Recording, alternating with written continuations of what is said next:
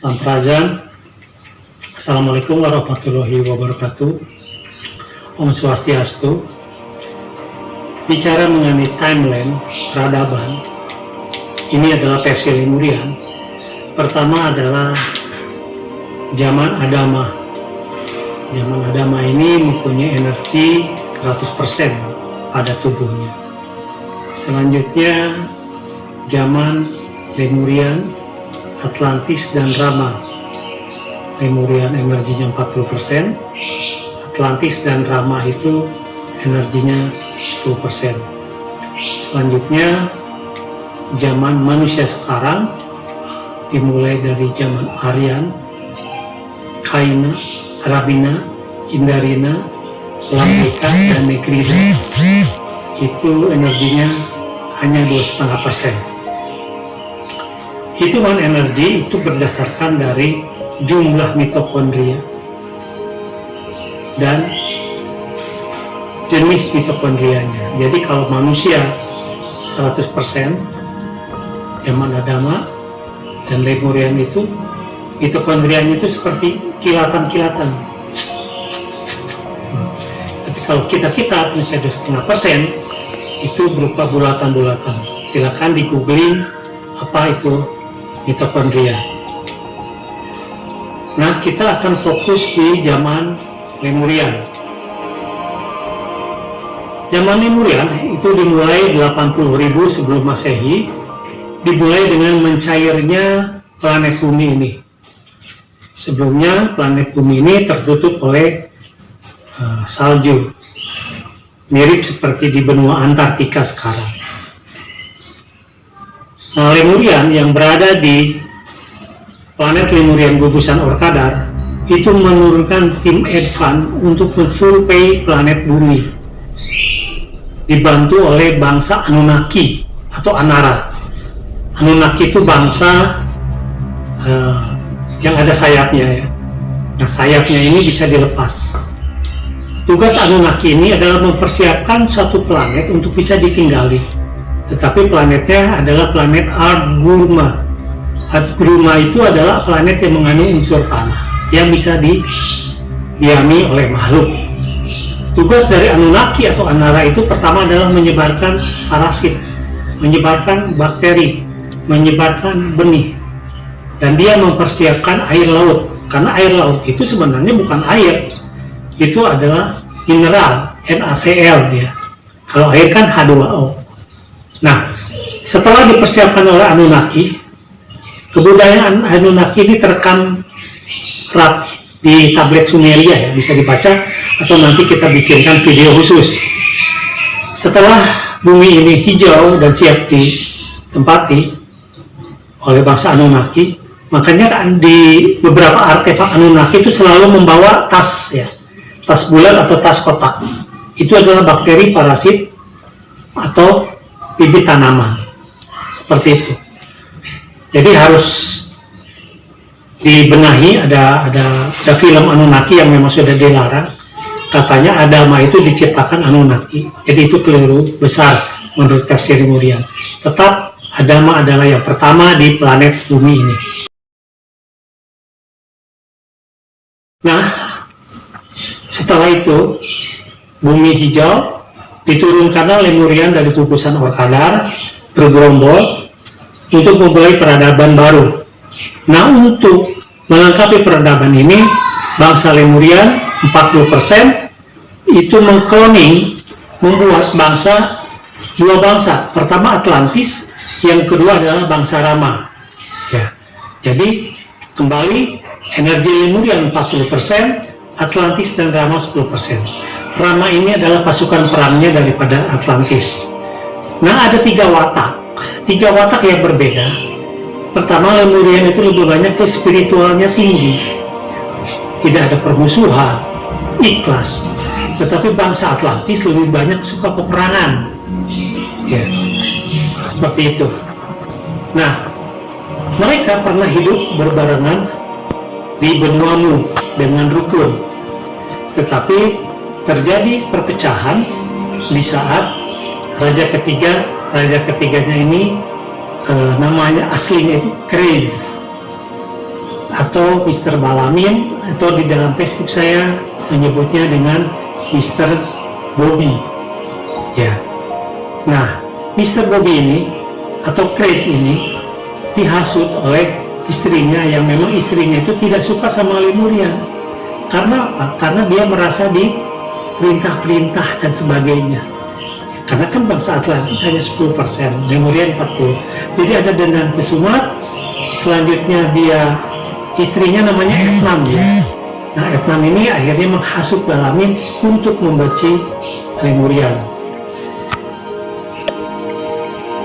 Balamin itu ingin menguasai Lemurian ya.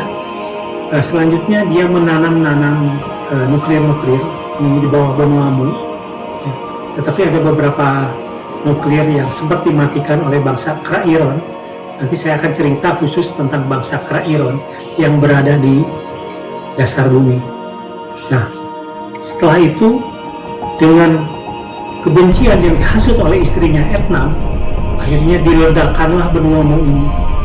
Akhirnya runtuh, kurang lebih 11.000 sebelum Masehi runtuh. Dataran tingginya tersisa.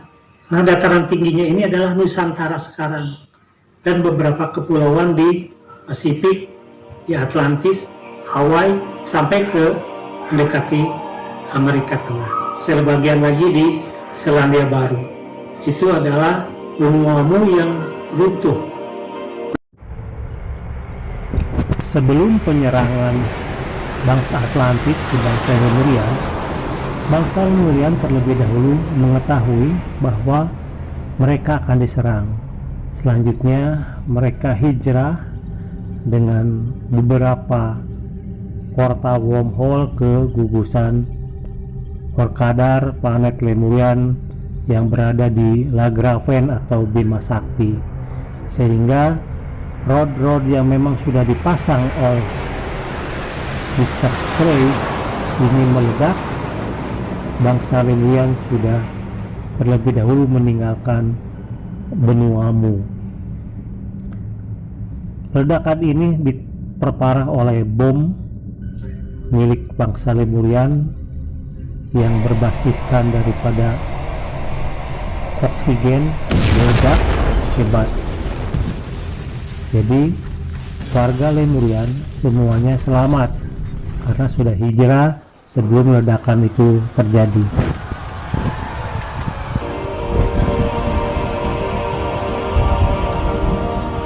Nah, sewaktu runtuh itu semua bangsa Atlantis meninggal dunia, wafat. Hanya ada satu yang tersisa, yaitu Chris sendiri. Nah, Chris inilah yang akan mempengaruhi semua peradaban mulai dari 11.000 tahun sebelum Masehi sampai dengan saat ini. Jadi kalau dihitung, Chris ini usianya sudah 5 origom. Satu origom itu adalah 5.125 tahun 365 hari. Putaran origom itu, jadi setiap galaksi itu selalu mempunyai matahari dan beberapa planet. Jadi perputaran 360 derajat sampai ke titik nol itu adalah 5.125 hari. Ya. Jadi itu disebut dengan origom. Umurnya Chris ini sudah 5 origom, jadi sekitar 25.000 tahun. Dan sekarang masih ada dan mempengaruhi beberapa peradaban di planet bumi ini.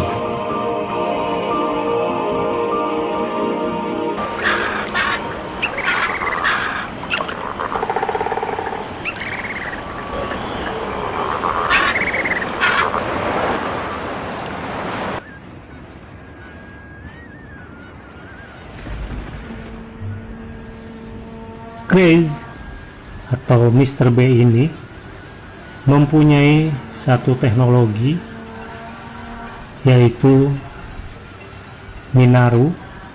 Dengan menggunakan Minaru ini, wujud atau rupa dari Chris bisa berubah menjadi siapapun. Nah, kita mulai masuk ke dunia pewayangan. Jadi teman-teman, pewayangan cerita Mahabharata itu adalah benar adanya.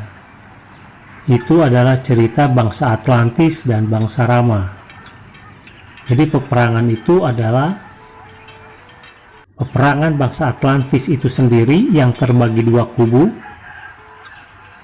dan bangsa Rama juga yang terbagi dua kubu. Karena kita ketahui dari awal bangsa Rama adalah bangsa atau pasukan perang dari bangsa Atlantis. Mereka terpecah dua, satu menjadi kelompok yang dinamakan Pandawa, yaitu kelompok Bima, Arjuna, Nakula, Sadewa. Sedangkan untuk Kurawa itu Drestarata dan keluarga Pandu. Jadi benar cerita ini adanya. Nah, mereka berperang walaupun karena peristiwa Dadu, sehingga kota daripada milik Pandawa itu diambil, ya. Sebenarnya ada penyebabnya, itu karena adu domba daripada Sengkuni.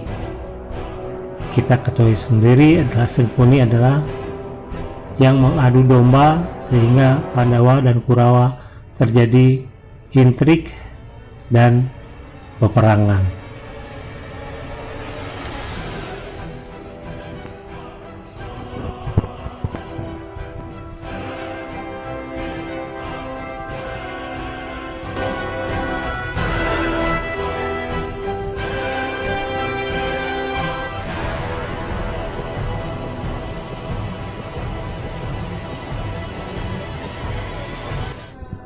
Satu hari di tahun 1328, seisi istana Majapahit sontak geger.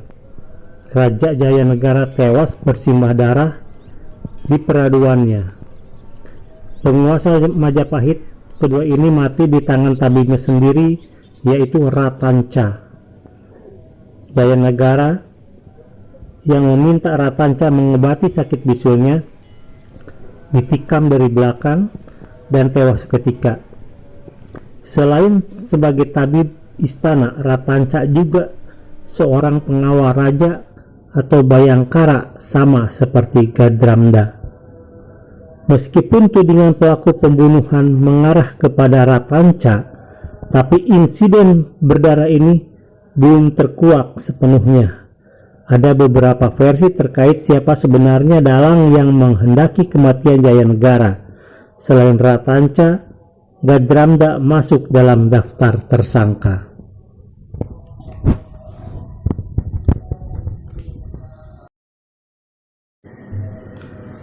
Trace sebagai Gadramda yang memasyhurkan kerajaan Majapahit sehingga menguasai hampir seluruh Asia. Trace atau Gadramda ini mempunyai senjata yang namanya temala. Sekali tembak, ribuan nyawa akan melayang. Hal ini tidak sepadan karena negara-negara yang diagresinya itu hanya bersenjatakan tombak dan panah. Jadi itulah kemasyhuran Majapahit, karena negara-negara yang ditaklukkan ini memberikan upeti-upeti, sehingga Majapahit atau kami menyebutnya Madrapati adalah pusat inti kemakmuran. Di dalam satu kisah disampaikan juga, yaitu kontroversi Gadramda membunuh Raja Majapahit kedua. Jayanegara mati dibunuh oleh tabibnya sendiri, Ratanca. Ada dugaan Gajah Mada di balik pembunuhan tersebut.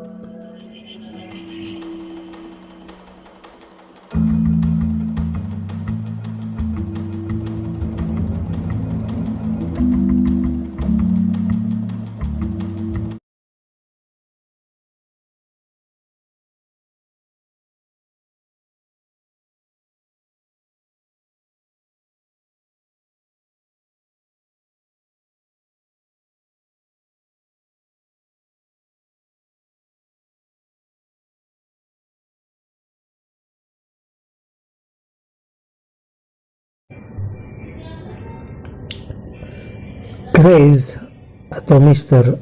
Balamin muncul kembali di tahun 1600-an, yaitu dengan berdirinya satu kongsi dagang yang kita kenal dengan VOC. Pendirinya adalah Johann van Oldenbarnevelt. Tokoh ini mendirikan satu perusahaan besar pada masanya, yaitu pada tanggal 20 Maret 1902. Kita akan bedah bagaimana gerakan-gerakan VOC di Hindia Belanda, atau lebih tepatnya di Nusantara.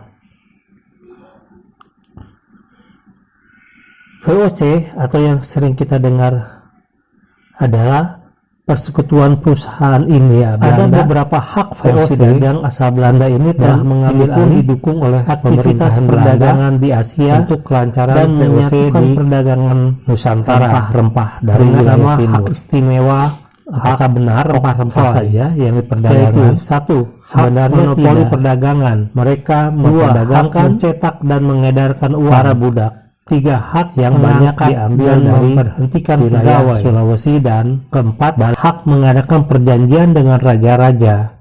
Yang kelima, hak memiliki tentara sendiri. Yang keenam, hak mendirikan benteng. Yang ketujuh, hak menyatakan perang dan damai. Yang kedelapan, hak mengangkat dan menghentikan penguasa-penguasa setempat. Yang kesembilan adalah hak menjalankan kekuasaan kehakiman. Dengan adanya hak istimewa ini, VOC dapat berkembang dengan pesat. Untuk mengusung kepentingan VOC, diangkatlah Gubernur Jenderal VOC. Yang pertama yaitu Peter Both tahun 1610 sampai 1614. Peter Both saat itu memiliki pandangan bahwa Jayakarta adalah sebuah kota yang strategis. Pada tahun 1611 Jayakarta jatuh ke tangan VOC dan diubah namanya menjadi Batavia dan menjadi pusat kekuasaan VOC pertama di Indonesia. Jadi Mr. Craze itu kembali ingin menguasai Nusantara dengan kongsi dagangnya bernama VOC. Jadi Indonesia bukan dijajah selama 365 tahun. Ini hanyalah satu kesepakatan raja-raja dengan VOC.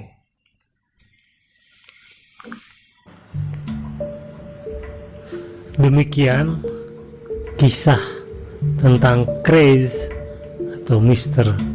Balamin atau Mr. Bobby. Beliau adalah seorang penyeimbang bagi bangsa Lemurian. Apa yang harus dicerna dari cerita tersebut adalah bangsa Lemurian harus saling memakmurkan, harus saling menguatkan, bekerja sama untuk menjalankan tugas-tugas dari Sang Maha Menjadikan,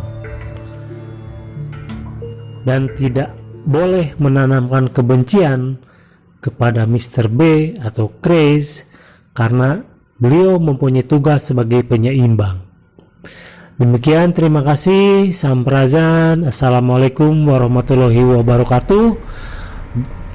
Bersambung pada kisah Craze selanjutnya.